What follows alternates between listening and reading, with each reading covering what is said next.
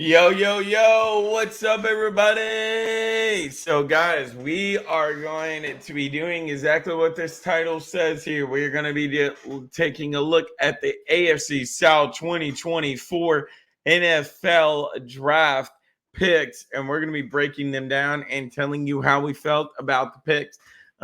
So, as I did on last I think this past Sunday, so yeah, 2 days ago, because today's Tuesday now. It's currently 2:04 in the morning. Um,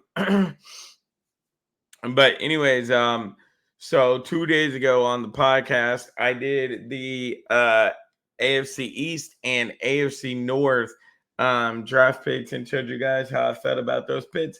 And as promised, I told you that we was going to be going through every division in the NFL and letting you know how we felt about their picks. So we're going to be doing the entire AFC, and then we will work our way over to the NFC, go through all their picks as well and everything.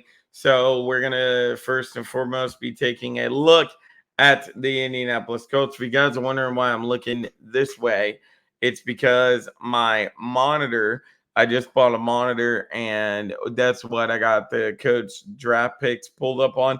So that's why we're looking this way, to look over and read off the draft picks to you. So, anyways, in the first round, number 15th overall pick, the Indianapolis Colts selected UCLA defensive end Latuni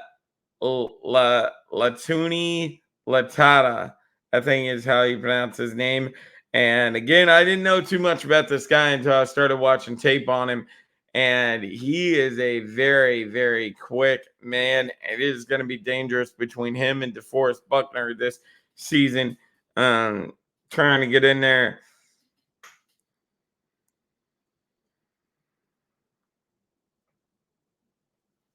Sorry about that. Trying to get in there to the quarterbacks. In the second round, with number 52 overall pick, the Colts selected Texas wide receiver Aiden Mitchell. And Aiden Mitchell, man, is a freaking absolute beast. Shoot, I don't even know. Hang on, let me Aiden Mitchell.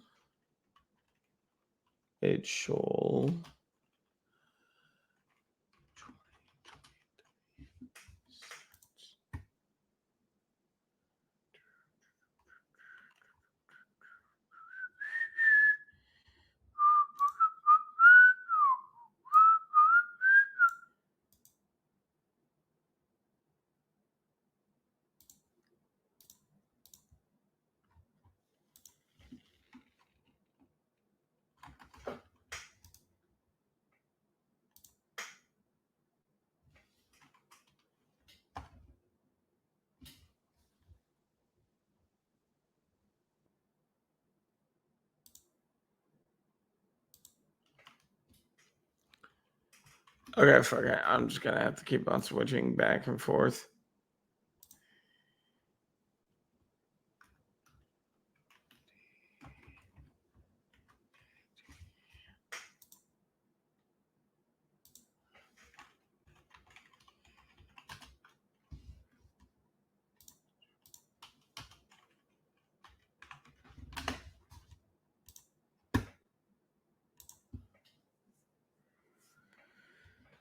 All right, so Aiden Mitchell's stats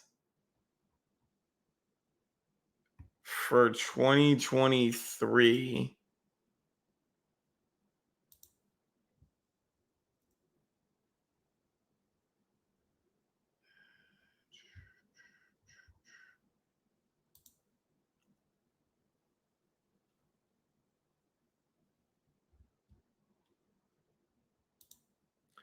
I don't know. It's not showing me his stats, but I went and watched tape on that guy, and he was really good, Aiden Mitchell. Um, So yeah, and that was a big pickup for the Indianapolis Colts. That they have Michael Pittman, and they secured him with the franchise tag, and they needed someone to go alongside Michael Pittman. And now they got that in Aiden Mitchell. So we'll see how him and Michael Pittman pair this season together. Now, with the third round pick, they took Pitt's offensive tackle, Matt Garkovlis. I have no idea how the fuck to pronounce his last name. To be honest, I have no idea anything about that guy. The only thing I do know is they did need to work on that offensive line a little bit because it has been tremendously trash. And if your quarterback is going to live on the dangerous side, which we've seen AR is going to do after this season, that's only going to help by taking a offensive lineman there. All right, so that is my thoughts about the Indianapolis Colts pick. Let's keep on chucking along here and get the Jacksonville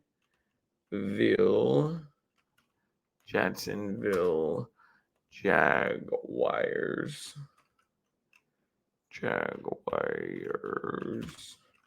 2024 draft.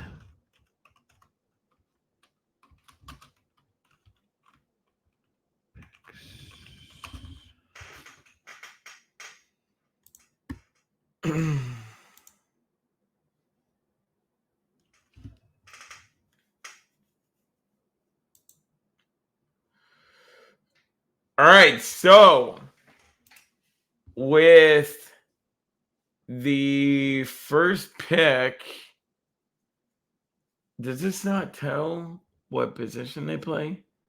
Okay, here we go. Okay. So in the first round with the first pick, they took Brian Thomas Jr., wide receiver out of LSU. Brian Thomas Jr. is an outstanding wide receiver. Now, there was only 3 wide receivers in this class that I thought was true number ones, and that was Marvin Harris Jr.,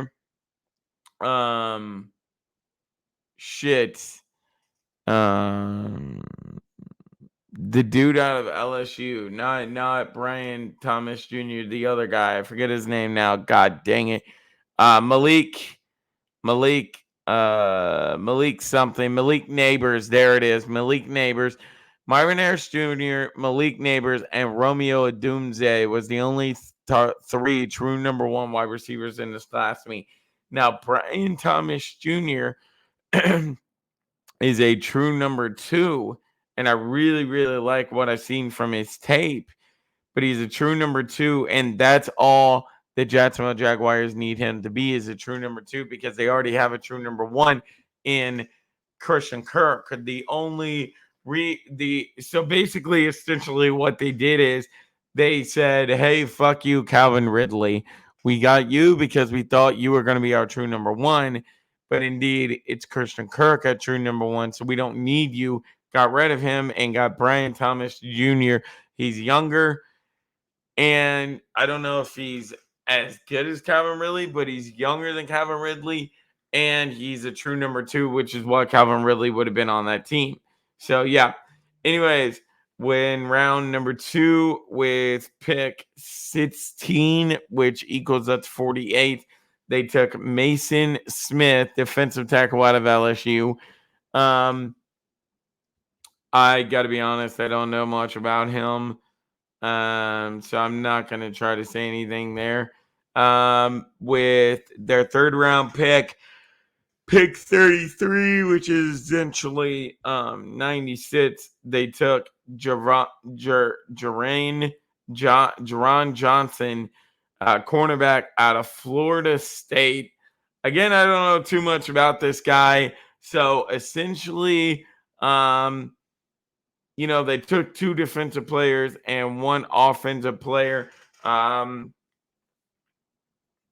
It's going to be really interesting to see how Mason Smith pans out for them, because if he turns out to be a really good defensive tackle, they can have a 1-2 punch there with Josh Allen and Mason Smith.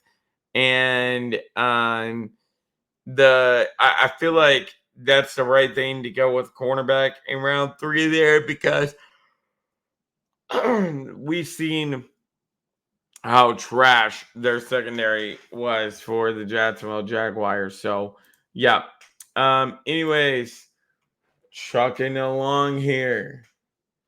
We'll do the Tennessee Titans 2024 draft picks.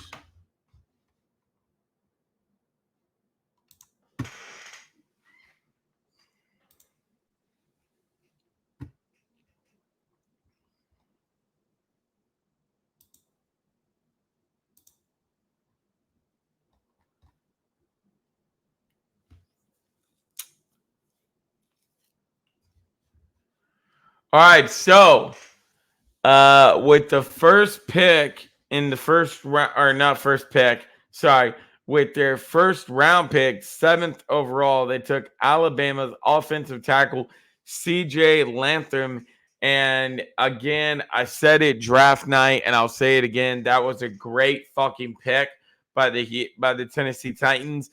I feel like outside of that one good game that Will Levis had, the entire rest of the season, he was just running around out there for his life, practically.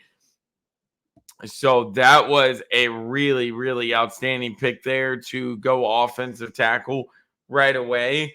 And it just shows that you got full trust in Will Levis, and Will Levis now has a little bit of a better offensive line. With the second round pick, number 38 overall, the Tennessee Titans took Texas NT. I don't even know what the fuck that is. Trevon Smith.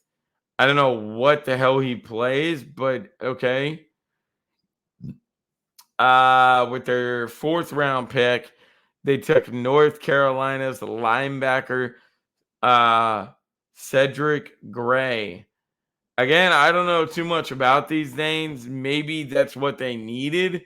I don't really know. But I do know that they did need CJ Latham, and CJ Latham is a absolute beast of a man for the Tennessee Titans. All right. So now we move on to the Houston Texans.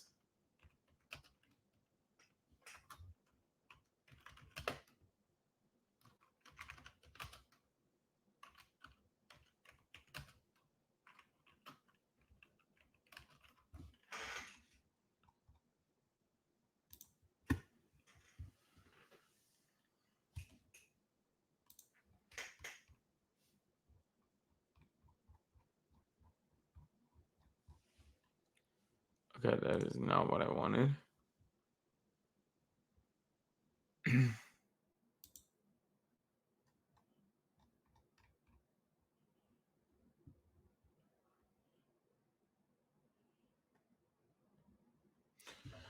All right, so the Houston Texans did not have a first round pick. They had a second round pick. And in the second round, number 42 overall, they took Kamir Lenstern, cornerback out of Georgia. I have watched a little bit of this guy, and he is a really good cornerback. In the second round, number 59 overall, they took Blake Fisher, offensive tackle out of Notre Dame. Blake Fisher, I thought was going to come off the board way sooner. I'm talking way, way sooner, man. To be honest with you, I watched tape on him, and he was a really, really good offensive tackle. Coming out of Notre Dame in the third round, number 78th overall. They took Kalen Blandern. No, Kalen Bullock, safety out of USC. Again, I'm not even going to try to act like I know these people because I don't. So yeah, I mean, the thing is I feel like with the Texans, they were like, fuck it, we'll take whoever we get because they already got a really good team. They had a really good defense last season, had a really good offense until the playoffs, and I feel like they lost just by a tad bit. And I feel like if Tank Dale had been there, they would have been there. And the one other thing that they were lacking was running back, and they already sealed that for this season with the addition of Joe Burrow. I mean, not Joe Burrow, Joe Mixon. And now they went out and got Stephon Diggs at wide receiver as well. So now you got Stephon Diggs probably running one, Nico Collins running two, and you got Tank Dale as your slot receiver. That wide receiver tandem in Houston is just about to be off the chart, man. Wow. But yeah, guys, that's my take on the AFC South. Sorry, I didn't know too many of the picks. But yeah, I feel like at least either in the first or second round, most of the teams secured the players that they needed. So we'll be doing the AFC West Nets, and then it should be on to the NFC. So until next video, I'm out. Peace.